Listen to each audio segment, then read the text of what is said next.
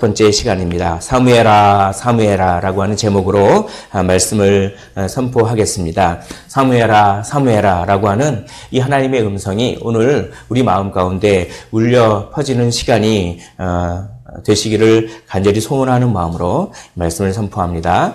사무엘서의 전체, 사무엘 상하의 전체의 주제는 하나님이 인정하시는 마음입니다. 하나님이 인정하시는 마음은 하나님을 왕으로 인정하는 것입니다. 나를 왕으로 인정하는 것이 아니라 하나님을 왕으로 인정하여서 나의 소유권을 포기하고 나의 결정권을 하나님께 내어드리는 것입니다. 나의 생각의 소유권, 감정의 소유권, 의지의 소유권, 나의 물질의 소유권, 나의 재능의 소유권, 나의 시간의 소유권, 모든 소유권을 주님께로 이양하며 그리고 겸손히 말씀하옵소서. 종이 듣겠나이다 라고 하는 마음이 하나님이 인정하시는 마음입니다.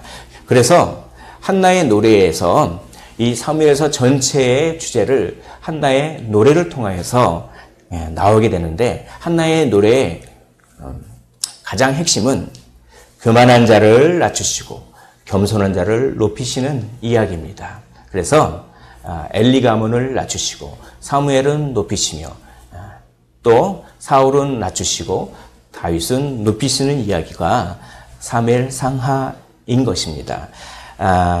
엘리라고 하는 제사장 이름이 하나님은 높으시다라고 했는데 참 그 이름대로 살지 못했던 것 같아요.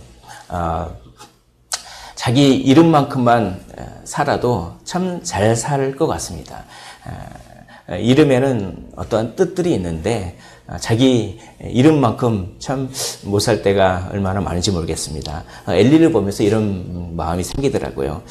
하나님은 높으시다라고 했는데 하나님보다도 자기 자녀를 더 사랑했다라고 하면서 그런 평가를 받으면서 결국은 엘리는 목이 부러져서 죽는 그런 심판을 당하게 되는 것입니다. 이렇게 이제 교만한 자를 낮추신다라고 해서 엘리 가문에 대해서 엘리 가문이 심판을 예고받는 그런 것에 대해서 지난주까지 말씀드렸습니다. 그러면 한편 이제 겸손한 자를 높이신다라고 하는 그런 차원에서 사무엘이 어떻게 높임을 받느냐, 어떻게 하나님께 쓰임 받느냐라고 하는 그 장면을 한번 살펴보도록 하겠습니다. 사무엘은 겸손했는데 이 겸손은 반드시 순종으로 나타납니다. 겸손은 순종으로 나타나기 때문에 순종으로 표현되지 않으면 사실 입술로 겸손하다고 해도 이건 겸손한 것이 아닙니다.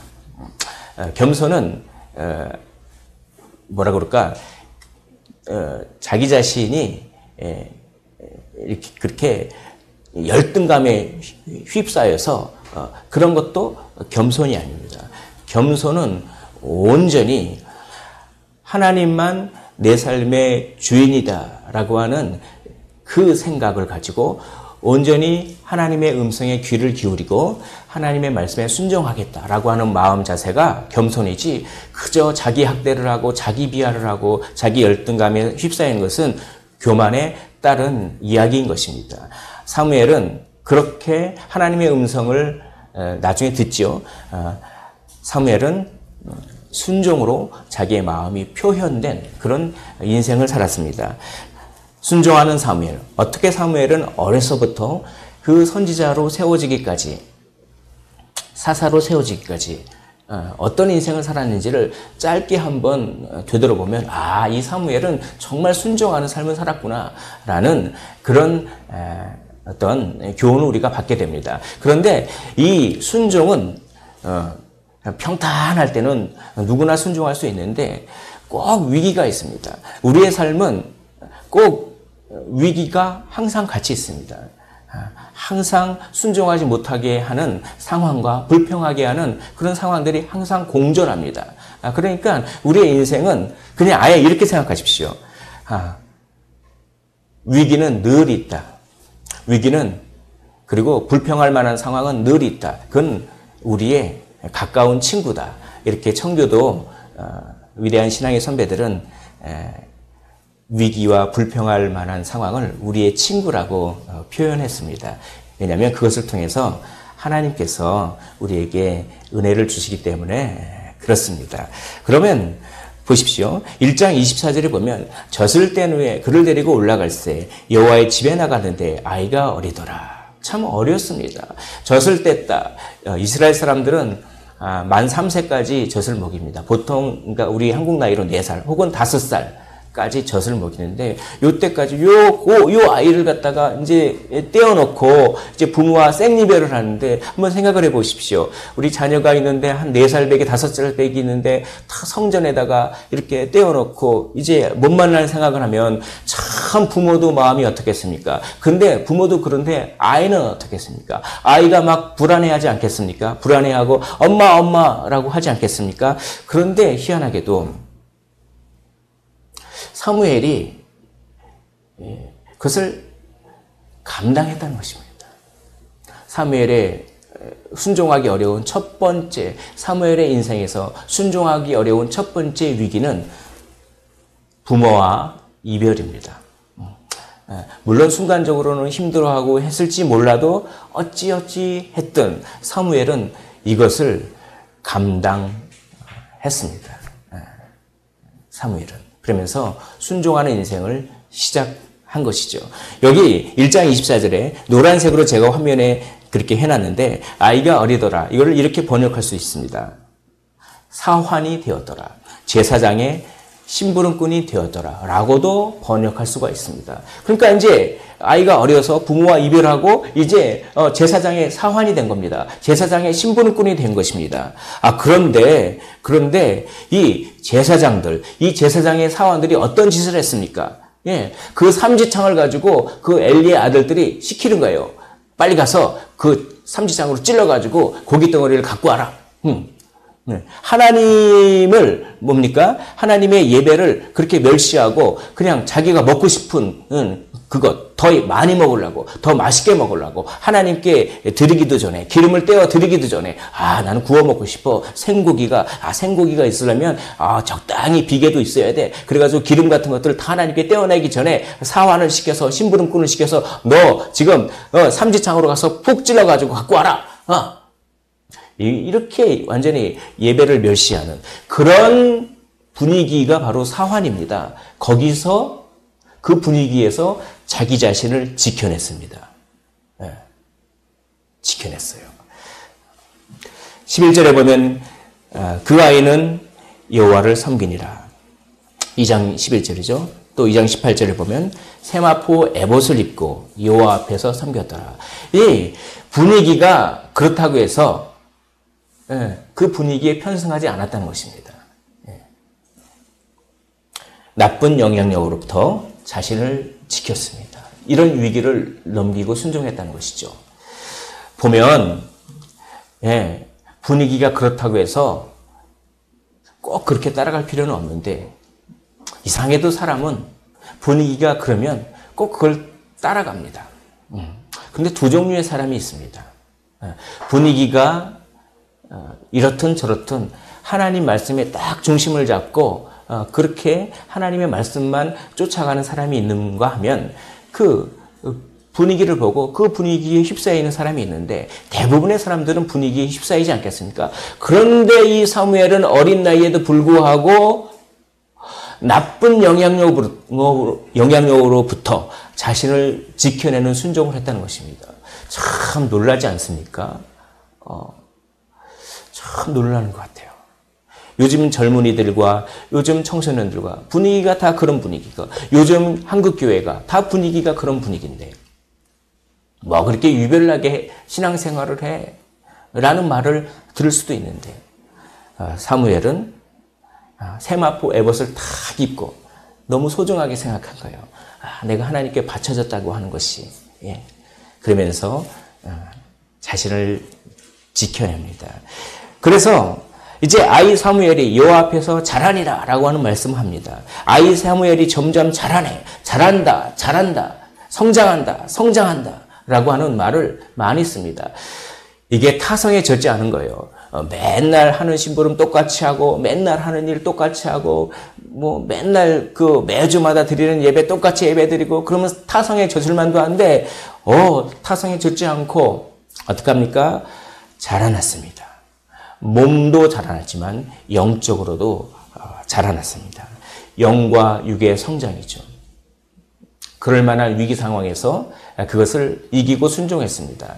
여러분, 나는 구원받은 것으로 좋게 구원받았으니까, 그러니까 뭐 이제 구원을 받았으니까, 예수를 믿으니까 나머지는 내가 그렇게 그냥 어떻게 보면 소위 말했듯이 세상 사람들이 미친 듯이 그렇게 예수님을 뭐 섬길 필요까지가 있겠는가? 그러면 제가 이렇게 질문을 바꿔보겠습니다. 만약에 우리가 자녀가 났습니다. 근데 자녀가 났는데 병에 걸려서 자라나질 않는 거예요.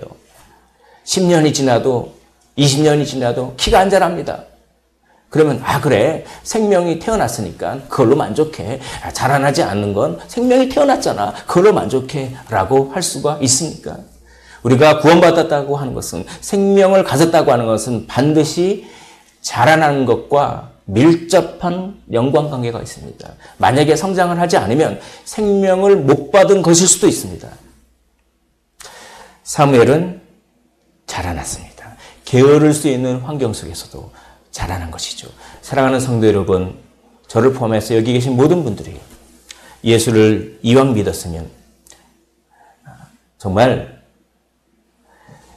예수께 우리의 삶을 전부 다 드렸으면 좋겠습니다. 사무엘이 그것을 그에게 자세히 말하고 조금도 숨기지 아니하니라고 하면서 3장 18절로 넘어갑니다. 이제 사무엘이 막 자랐습니다. 그래서 선지자가 됐습니다. 선지자가 돼가지고 좀 이따 제가 말씀드리겠지만 사무엘아 사무엘아 음성을 듣고 그 하나님의 말씀을 들었는데, 하나님께서 그때 무슨 말씀을 하냐면 엘리 가문이 망할 것이다 라고 하는 말을 들어요. 근데 엘리가 부르는 것입니다. 사무엘아 사무엘아 이렇게 하나님이 너에게 뭐라고 얘기하시느냐라고 했을 때 그걸 차마 말하기가 두려웠습니다. 당신 집안이 완전히 쫄딱 망할 거라고 하나님이 그렇게 얘기하시던데요? 라고 그 입이 안 떨어지는 거예요. 두려웠습니다. 그래서 성경에 보면 두려웠다라고 하는 표현이 있습니다. 그때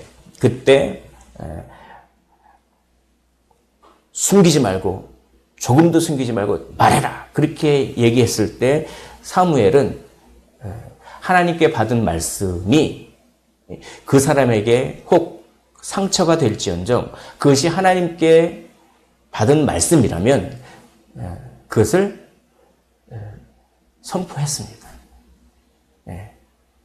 그런 순종을 했어요. 그건 뭐냐면 두려움에 대한 말씀을 용기 있게 선포했습니다. 이것이 사무엘의 인생입니다.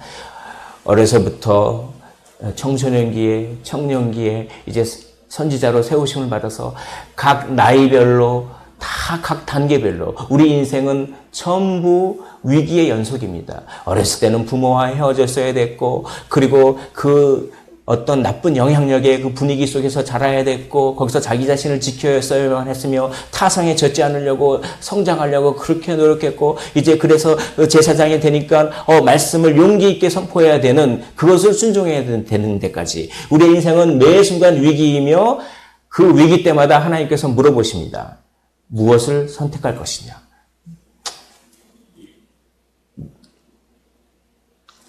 나의 뜻을 선택할 것이냐? 사람의 뜻을 선택할 것이냐? 이렇게 물어보는데 사무엘은 하나님의 뜻을 선택하면서 이렇게 성장했던, 순종했던, 그러니까 참 사무엘을 높이시죠.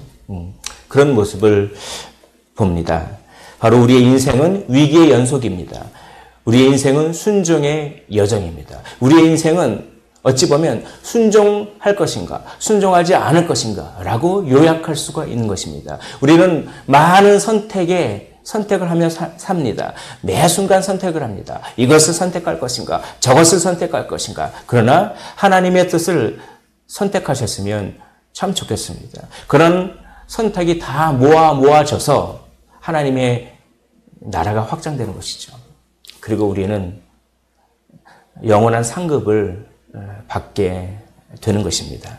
매 순간 위기가 있으며 그때마다 순종해야 할지 아닐지를 선택해야 합니다. 그것이 우리의 인생입니다. 그러므로 위기가 항상 있다고 아예 각오를 다지십시오. 위기가 갑자기 생겼다고 그렇게 생각하지 마시고 위기는 항상 있는데 하나님께서 적절한 시기에 적절한 위기를 주신다고 그냥 생각하십시오. 위기가 있을 때마다 전혀 그 위기를 예상하지 못했던 것처럼 당황하기보다는 이 위기를 하나님께서 예비해 놓으셨구나 라고 생각하시면서 민첩하게 마음의 방향을 전환하여 하나님의 예비하심을, 이 위기를 통해서 하나님께서 또 나에게 무슨 은혜를 주실 것인가 라고 생각을 전환하여 하나님의 예비하심을 바라보십시오. 그 안에서, 그 위기 안에서 하나님께서 순종하기 원하시는 것을 찾아내십시오. 우리는 찾아내야 할 의무가 있습니다. 위기에 허우적거려야 할 의무가 있는 것이 아니라 그 위기 속에서 반드시 하나님께서 그 위기를 통하여 나에게 주신 그 뜻을 찾아내야 할 의무를 열심히 감당하시기를 주님의 이름으로 축원을 드립니다. 그리고 순종을 선택하십시오. 그런데 어떤 거는 이걸 내가 어떻게 순종할 수가 있어? 이걸 어떻게 순종할 수 있어? 살다 보면 그런 것들이 많지 않습니까?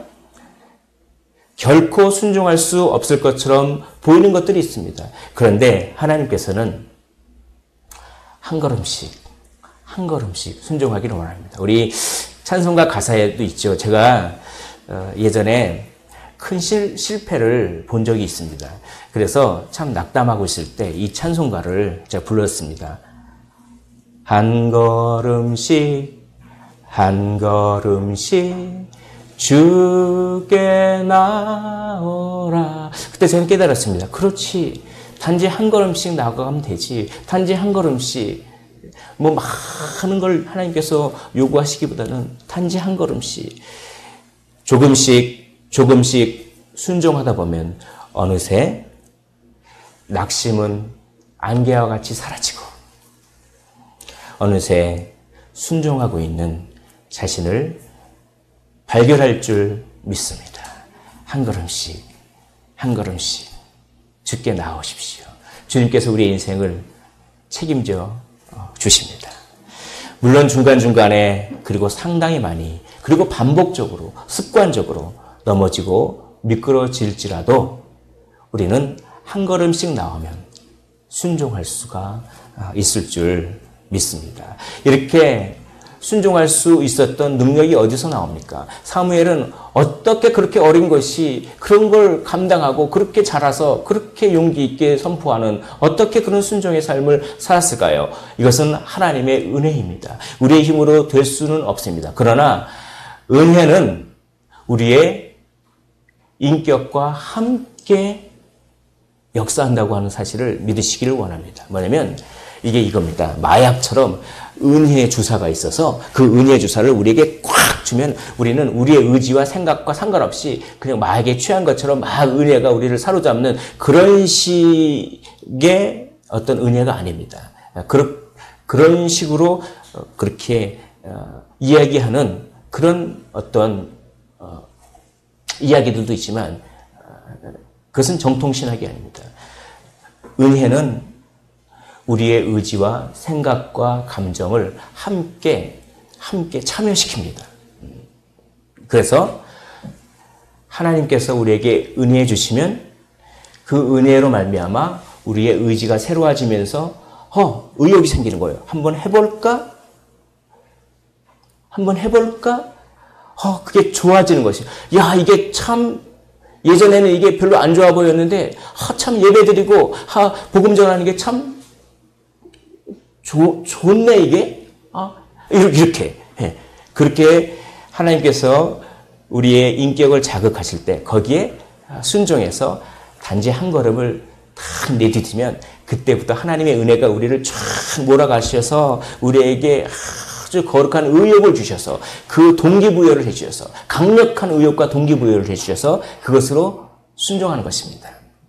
이것이 정통신학이 말하는 은혜의 주관을 제가 먼저 요약적으로 말씀을 드립니다. 그러면 한번 보겠습니다.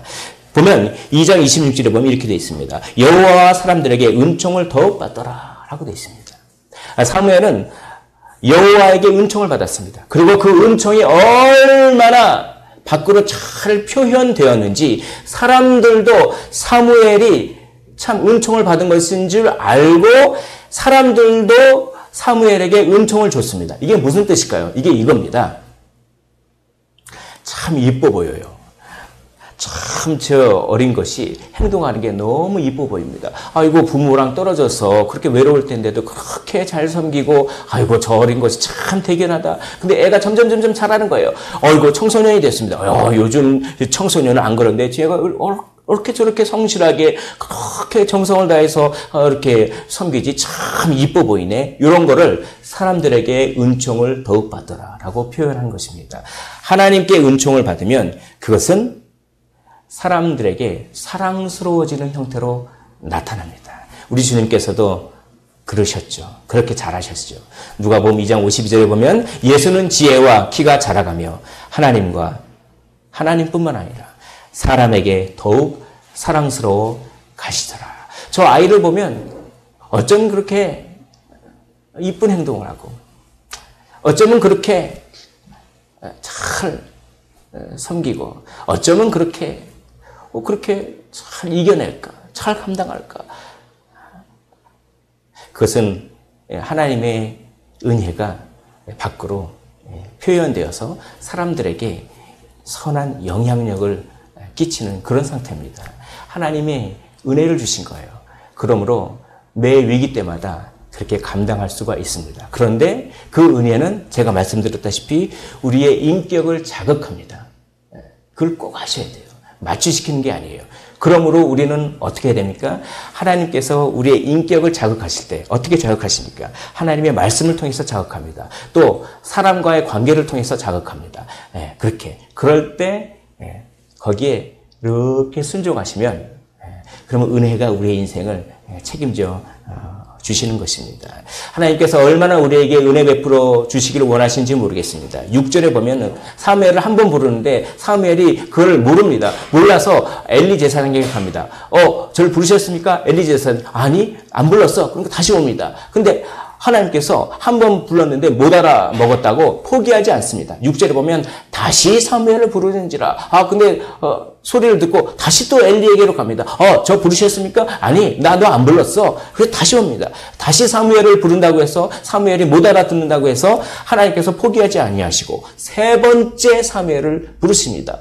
그때 또 못 알아듣는 거예요. 그래서 엘리에게 또 갑니다. 근데 엘리가 알아챕니다. 이거는 하나님이 널 부르시는 것 같다. 이제 다시 한번 음성이 들리면 제가 여기 있습니다. 라고 말씀하여 주시옵소서. 이렇게 얘기하라.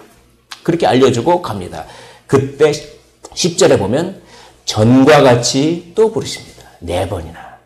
우리 주님께서는 베드로에게 나타나셔서 내가 날 사랑하느냐? 내가 날 사랑하느냐? 내가 날 사랑하느냐? 3번 물어보셨죠. 왜 3번입니까? 제가 몇 번 말씀드렸죠. 3번 배신했기 때문에 3번 반복하신 것입니다. 이것은 무슨 뜻입니까? 네가 만약에 10번을 배신했다면 나는 10번을 질문해서라도 너를 회복시킬 것이다. 네가 만약에 100번을 배반했으면 나는 너에게 100번을 질문해서라도 너를 회복시킬 것이다. 라는 하나님의 열심이 여기 있습니다. 다시 사무엘을 부르시고 또 3번째 사무엘을 부르시고 전과 같이 사무엘을 부르시고 그래서 어찌하든 하나님의 열심으로 우리에게 은혜를 주시고자 그렇게 안달이 나신 것처럼 하나님은 우리에게 은혜 베풀어 주시기를 너무나 원하시는 그 분이심을 믿으시기를 원합니다. 시편 23편 6절에 다윗은 이렇게 고백합니다. 내 평생의 선하심과 인자하심이 반드시 나를 따르리니 여호와는 나의 목자시니 내게 부족함이 없으리로다. 그가 나를 푸른 초장과 쉴만한 물가로 인도하시는구나. 내 평생의 선하심과 인자하심이 반드시 나를 따르리리 라고 하는 이 단어는 나를 추적한다. 나를 쫓아다닌다. 마치 범인을 쫓는 경찰처럼 하나님의 은혜가 내가 어딜 가도 막 날 쫓아다녀요. 그렇게 은혜를 주고 싶어서 내가 사망의 음침한 골짜기를 가면 거기 하나님의 은혜가 쫓아 들어갑니다. 내가 이런 데로 가면 하나님의 이곳으로 그 하나님의 은혜가 막 쫓아다녀요. 하나님의 은혜가 계속 나를 따라다닙니다. 이걸 다윗은 알아챘습니다. 자기의 삶을 통해서 알아챘어요. 그리고 이렇게 노래할 수밖에 없었습니다. 내 평생의 일부분이 아니라 내 전체 평생에 한번 돌아보니까 선하심과 인자하심이 반드시 나를 따르리니. 하나님은 그렇게 우리에게 은혜 주시는 분인 줄 믿으시길 원합니다. 하나님이 우리에게 은혜 주실 때 우리의 인격으로 반응하십시오. 하나님이 우리에게 의욕을 주실 때 그것을 한 걸음씩 한번 실천해 보십시오.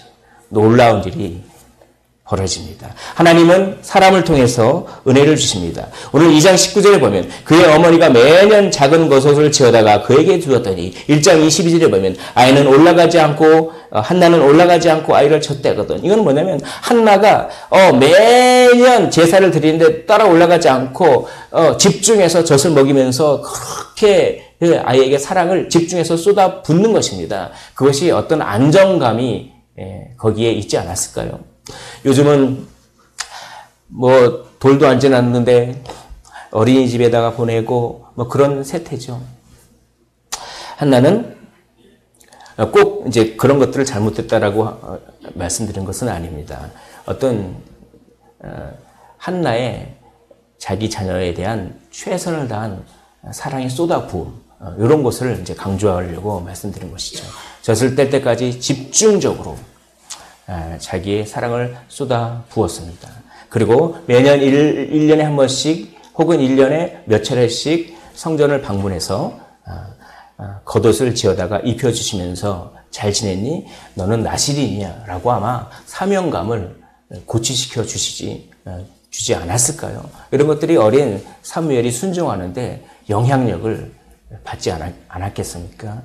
이렇게 사람을 통해서 하나님은 은혜를 주십니다. 내가 다른 사람들에게 은혜의 도구가 되기를 원합니다. 내가 다른 사람들에게 은혜를 까먹게 하는 그 마귀의 통로가 아니라 다른 사람들에게 참 예수님을 더 사랑하게 하는 그런 은혜의 통로, 한나처럼 그런 통로가 되시기를 원합니다. 그런데 하나님은 나에게 힘을 주는 사람만 사용하는 것이 아닙니다. 여기 보면 2장 20절에 보면 이렇게 되어 있습니다. 그 매년 이 제사를 드리려고 올라왔던 그 한나에게 엘리가 축복을 합니다. 엘리가 축복하여 이르되 라고 하면서 다른 후사를 주사 하나님께 바쳐진 아들을 대신하게 하기를 원합니다. 라고 하니까 그러니까 2장 20절에 보면 여호와께서 한나를 기억하십니다. 그래서 세 아들과 두 딸을 낳게 하셨고 할렐루야.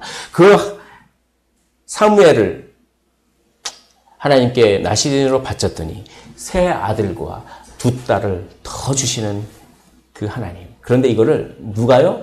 엘리가 축복하는 거예요. 엘리가.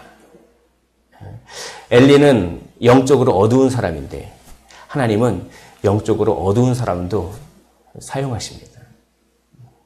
또 사무엘이 말씀을 선포하는데 용기가 없을 때도 엘리가 하나라도 숨기면 하나님이 내게 벌을 내리시고 또 내리시기를 원하노라. 나한테 말하라. 라고 강력하게 이렇게 좀 압박을 해요. 그래서 그걸 통해서 사무엘이 말씀을 선포하게 하는 엘리를 사용하시는 것이죠.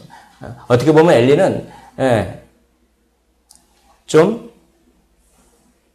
영적으로 어둡고 좀 힘이 빠지게 하는 그런 사람일 수 있습니다.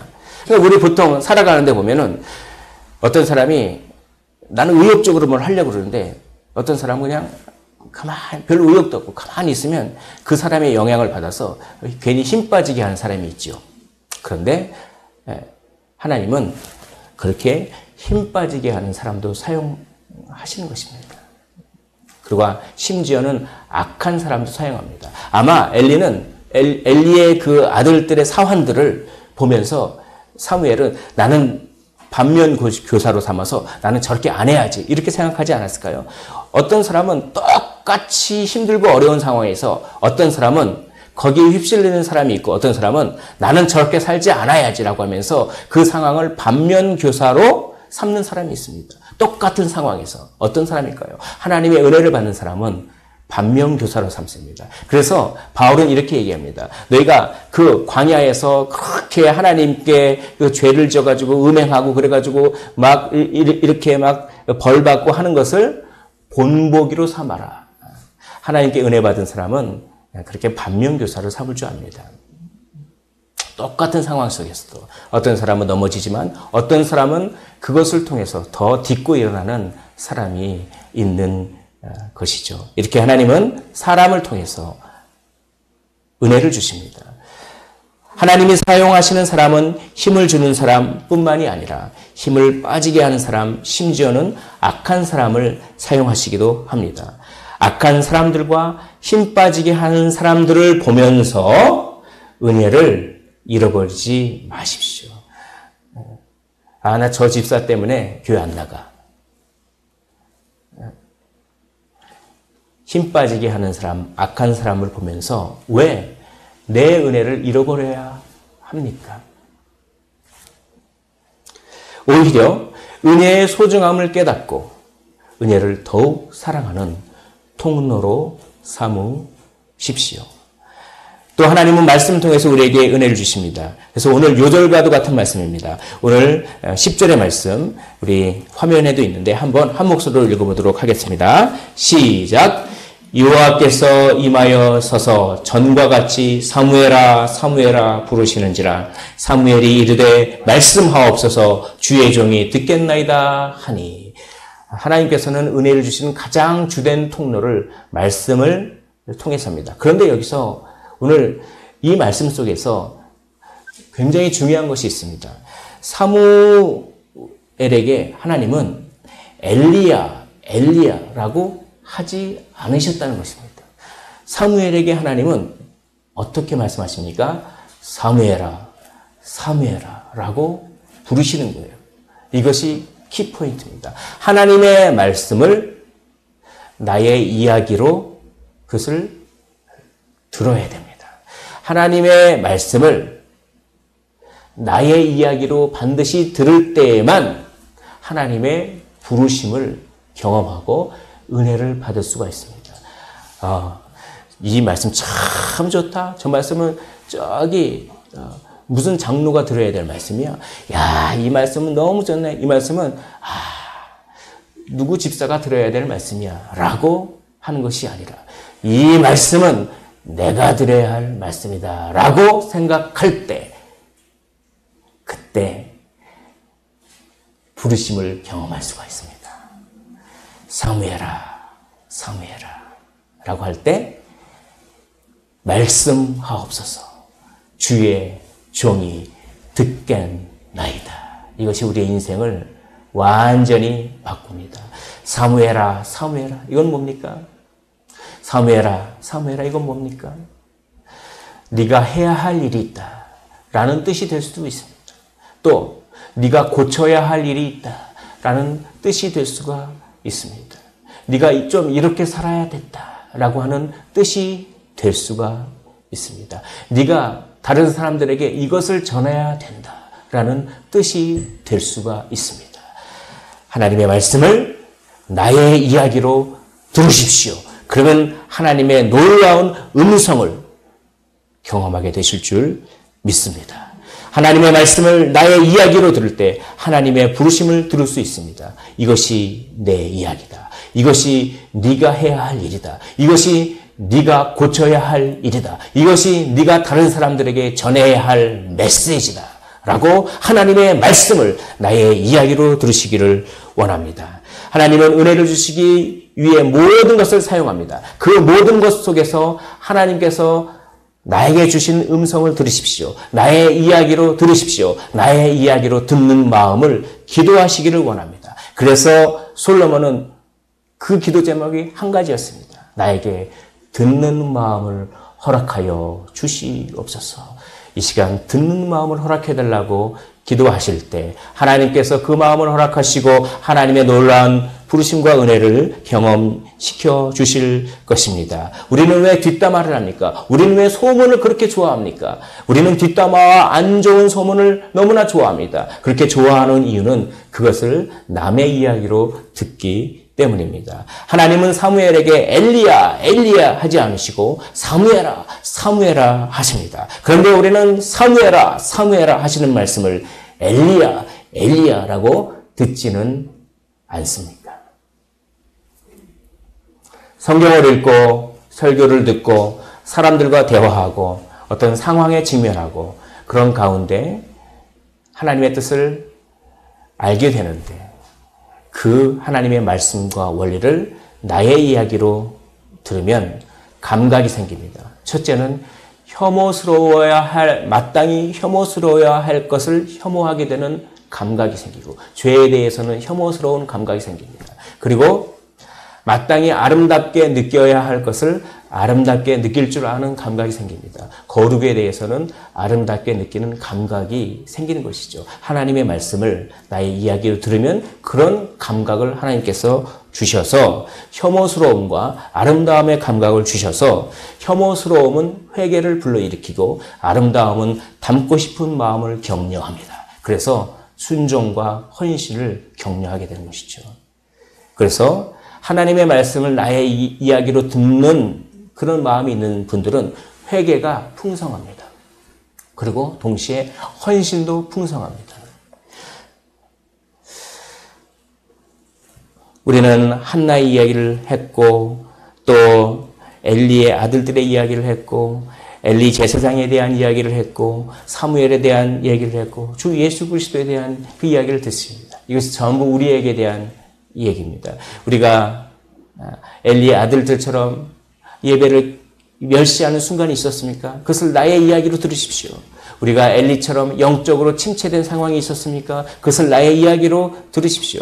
우리가 한나처럼 간절하게 기도하는 그 모습을 보면서 내가 저렇게 해야지, 내가 저렇게 닮아야지 라고 우리의 이야기로, 나의 이야기로 들으십시오. 내가 그 사무엘이 순종하는 모습을 통해서 내가 저렇게 살아야지, 내가 저렇게 닮아야지 나의 이야기로 들으십시오. 그리고 마지막으로 주 예수 그리스도께서 십자가를 지신 것을 나의 이야기로 들으시기를 원합니다. 주 예수 그리스도께서 십자가를 지실 때 사람들이 그렇게 호산나 호산나 그렇게 자기 그 겉옷도 깔았던 그런 사람들이 이제는 십자가에 돌아가셨을 때는 달리실 때는 그렇게 그 종교 지도자들이 그 눈치 주는 거 그게 무서워가지고 그냥 대중 심리 때문에 어떤 한 사람이 희생양 만들려고 하는 그런 심리 때문에 그렇게 돌을 집어가지고 그 바라바를 아니라 저 예수를 죽여야 된다 그러고 예수를 죽이라고 돌을 던지고 그것이 바로 나라고 하는 나의 그 어떤 두려움과 나의 이익과 나의 어떠함 때문에 그렇게 돌을 던지는 것이 바로 나의 이야기라고 생각하십시오.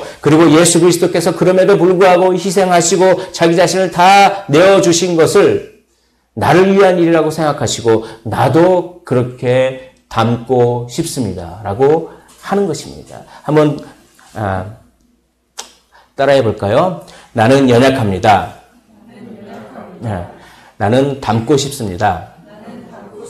요게 하나님의 말씀을 나의 이야기로 듣는 방법입니다. 나는 연약합니다. 나는 연약합니다. 그러나 하나님을 닮고 싶습니다. 하나님을 닮고 싶습니다. 이걸 계속 해보십시오. 나는 연약합니다. 나는 누구처럼 연약합니다. 나는 누구처럼 연약합니다. 그 연약함이 나의 연약합니다. 그러나 저는 예수님처럼 닮고 싶습니다. 예수님의 희생을 닮고 싶습니다. 닮고 싶습니다. 이렇게 하실 때 놀라운 역사가 일어납니다. 말씀을 회개가 메마르고 헌신이 궁핍하다면 말씀을 단지 너와 그의 이야기로 들으면서 자신은 꽤 잘하고 있다고 스스로 속는 것입니다. 그러나 나중에 다 드러나죠. 주여 주여 하는 자마다 다 나의 자녀라고 할 수는 없다라는 경고의 말씀을 우리는 듣습니다.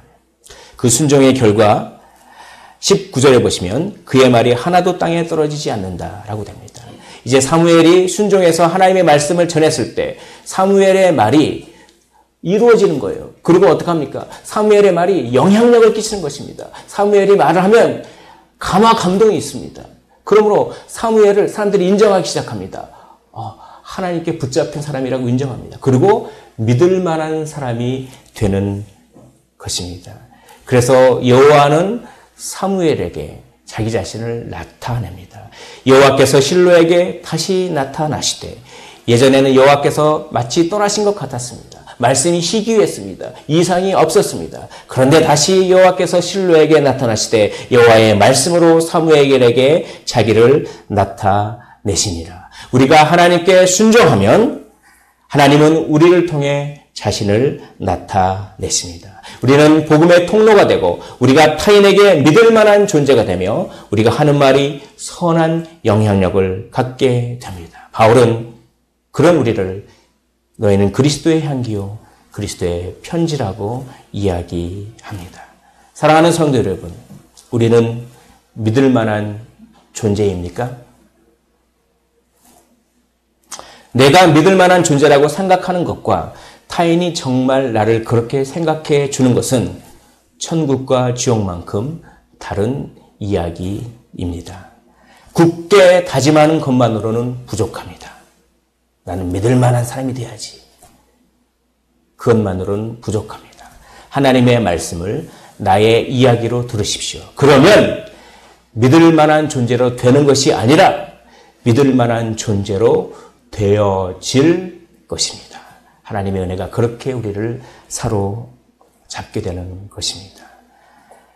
하나님이 인정하시는 겸손한 마음은 말씀과 그 원리를 나의 이야기로 듣는 마음입니다.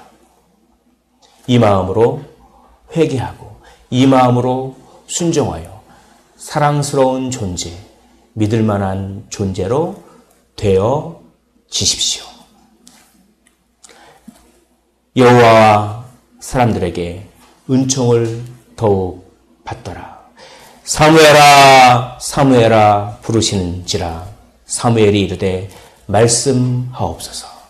주의 종이 듣겠나이다. 찬양하고